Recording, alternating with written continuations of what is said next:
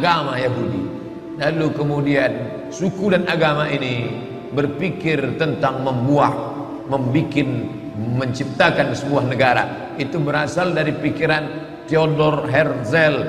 Theodor Herzl, seorang wartawan Yahudi, berpikir ketika dia melihat ada negara besar, negara itu bernama Serbia, yang pernah membantai umat Islam di Bosnia atas nama Slobodan Milosevic, negara Eropa, negara Rusia yang besar waktu itu bernama Serbia.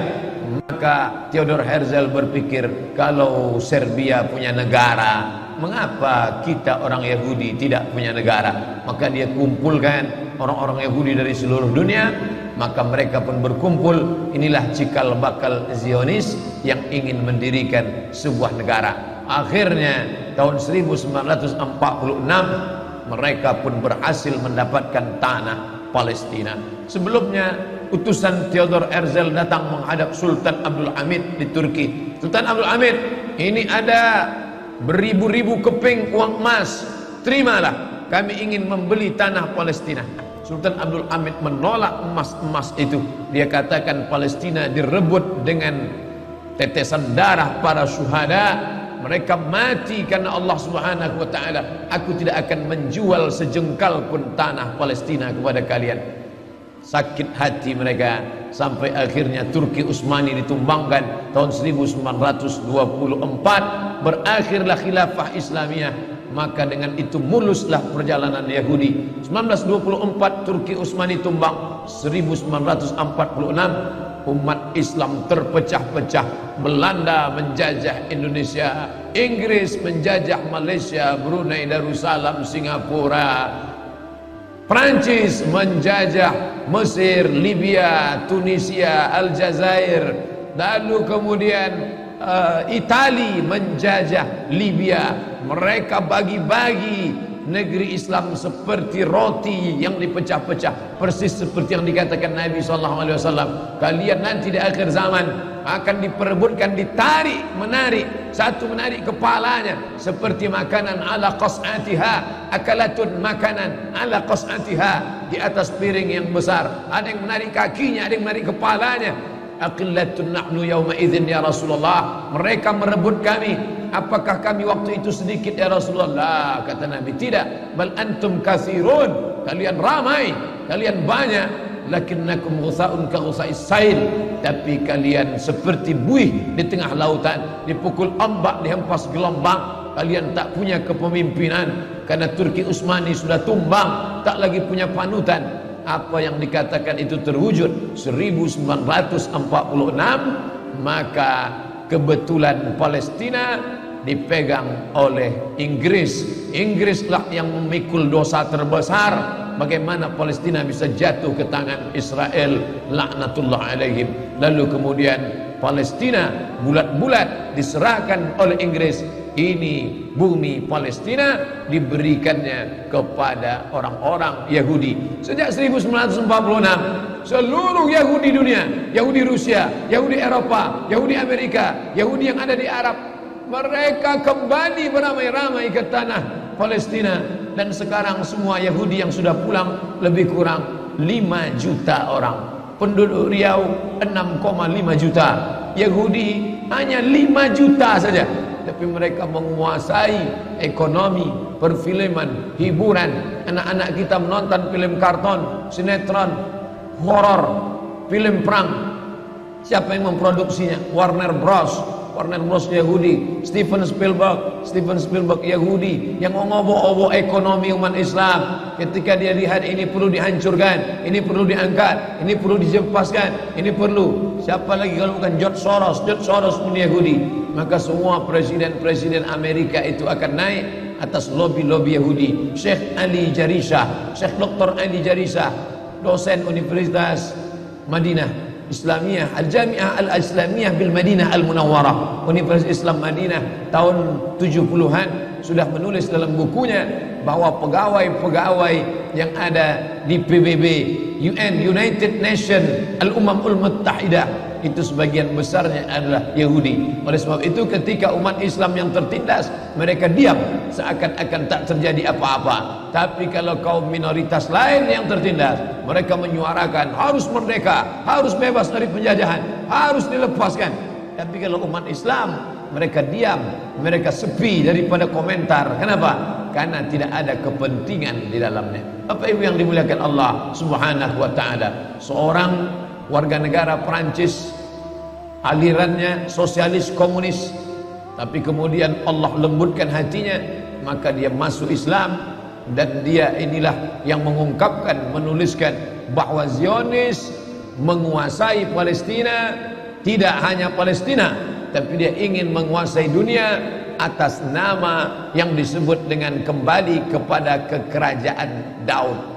Daud yang kita yakini bukanlah seperti yang mereka katakan. Kita meyakini Nabi Daud alaihissalam sebagai orang yang soleh, sebagai orang yang pandai. Wa alanna lahul hadid, kami lunakkan besi. Maka Nabi Daud alaihissalam mengambil besi, lunak besi itu di tangan Nabi Daud alaihissalam, lalu dibentuknya menjadi baju besi. Baju besi itu dijualnya, lalu hasil dari menjual baju besi itulah Nabi Daud hidup. Nabi Daud adalah orang yang zuhud, walaupun dia seorang raja di raja. Makanya kata Nabi SAW, ahabbus saum ilallah, puasa yang paling dicintai Allah saumi Daud, puasa Nabi Daud alaihissalam. Tapi mereka menggambarkan Daud sebagai raja yang perkasa. Raja Daud, inilah kata mereka raja di raja mereka. Mereka menyebutnya King David. King David lahir punya anak laki-laki bernama King Solomon. Kita menyebutnya Sulaiman alaihissalam. Tapi bukanlah seperti namanya sama, tapi kepribadian yang berbeda. Mereka menampilkan sebagai raja yang beringas, raja yang brutal. Sedangkan Allah Ta'ala menceritakan Nabi Sulaiman sebagai orang raja, Nabi yang lembut, sampai-sampai dia menahan pasukannya. Jangan kalian lewati tanah ini, karena aku mendengar ada suara lembut. Ya ayyuhan namlu dukhulu masakinakum, hai para semut-semut, masuklah kalian ke sarang kalian, agar supaya jangan sampai pasukan Sulaiman menginjak perut kalian. Yahtimannakum junud, jangan sampai pasukan Sulaiman menginjak kalian. Fatabassama dhahika, Nabi Sulaiman tersenyum. Begitulah hebatnya kekuasaan Sulaiman, begitulah hebatnya ilmu Nabi Sulaiman. Sampai-sampai semut pun tak ada yang terinjak, tak ada perut semut yang pecah. Tapi mereka menggambarkan Sulaiman sebagai raja yang brutal, yang beringas, dan mereka ingin mengembalikan lagi kerajaan ini. Mereka katakan bahwa ada 5 yang mereka nanti-nantikan, yang harus mereka lakukan, karena akan turun Mesias, sang juru selamat, yang mereka nanti-nantikan sejak zaman nenek moyang mereka dulu. Mereka membangun ini berdasarkan keyakinan yang mendalam, walaupun keyakinan itu diambil dari mitologi, mitos semata. Mitos pun ternyata kalau diyakini seyakin-yakinnya bisa membangkitkan semangat yang luar biasa. Mereka meyakini bahwa mereka adalah manusia-manusia pilihan Tuhan. Mereka menyebut dirinya dalam bahasa Arab Asy-Sya'bul Mukhtar. Sya'bu, bangsa, Mukhtar, pilihan Tuhan. Satu-satunya bangsa pilihan Tuhan hanya kami. Yang lain ini bukan pilihan Tuhan. Kami adalah pilihan Tuhan yang akan menguasai dunia. Selain kami nanti akan menjadi ghaib. Ghaib artinya keledai tunggangan. Hanya sebagai keledai tunggangan saja untuk mencapai tujuan. Mereka bisa berkawan dengan Eropa, mereka bisa berkawan dengan Amerika, mereka bisa berteman dengan Arab, tapi mereka menganggap itu hanya keledai tunggangan yang akan ditunggang mencapai tujuan. Begitu tujuan sampai, mereka akan menyembelih, membunuh, memanah, menembak orang-orang yang dijadikan sebagai keledai tunggangan ini. Lalu kemudian mereka akan menguasai dunia. Dia tuliskan langsung di petanya. Biasanya kalau pasukan musuh ingin menghantam negeri kita, dia akan simpan rahasia ini baik-baik. Tapi Yahudi tidak begitu. Dia langsung tuliskan di benderanya. Perhatikan bendera Yahudi. Kain berwarna putih, ada garis biru di atas, satu garis biru lurus di bawah, dengan bintang segi 6 di tengah. Apa makna simbol ini? Ini penuh dengan makna. Garis biru di atas sungai Nil, garis biru di bawah sungai Efrat. Itu adalah batas kerajaan yang akan mereka dirikan. Sungai Nil di atas, Sungai Efrat di bawah. Artinya mereka akan menguasai Asia, Afrika. Sungai Nil, Afrika Utara, Mesir. Sungai Efrat, Asia, Irak. Mereka akan membuat negara Greater Israelian yang disebut dengan Israel Raya, Israel Agung, yang batasnya dari dua sungai, Sungai Nil dan Sungai Efrat. Oleh sebab itu jangan heran ketika kedutaan Yahudi, kedutaan Israel ingin dibuka di Kairo, dia tidak mau membuat kedutaan Israel di dalam bagian Sungai Nil, tapi dia ingin buat di luar. Orang yang tidak memperhatikan ini biasa-biasa saja, tapi bagi yang memperhatikan, dia tidak mau buat di dalam, karena dia menganggap kalau kami buat kedutaan di dalam, berarti ini memang sudah luar negeri kami. Orang akan membuat kedutaan di luar negerinya, bukan di dalam negerinya. Maka antara Sungai Nil dengan Sungai Efrat, dia buat kedutaan di luar, karena dia ingin menunjukkan inilah negeri kami. Secara pikiran dia sudah mengatakan Mesir adalah negeri kami, hanya belum masanya saja. Maka dari mulai Mesir sampai ke Irak, hitung berapa negara: Yordania, Palestina, Suria, Lebanon, Irak, Saudi Arabia sebagian, Sudan, dari mulai Afrika Utara sampai ke Asia. Itu adalah negeri-negeri kami, negeri yang dijanjikan oleh Tuhan, Ardul Mau'un, negeri yang dijanjikan kalian akan kembali ke sana. Menurut mitologi, mitos, pikiran mereka. Tapi mereka meyakininya. Mereka meyakini akan turun Nabi terakhir, Mesias, yang dijanjikan oleh Tuhan mereka. Tapi Mesias itu tidak mau turun sebelum dia melihat ada 5 perkara. Ada 5 hal yang ditunggu, barulah Mesias itu turun. Dan mereka menyiapkan itu dengan persiapan yang sematang-matangnya. Yang pertama, Mesias baru mau turun kalau seluruh Yahudi kembali ke bumi yang dijanjikan. Dan mereka betul-betul kembali ke bumi yang dijanjikan itu.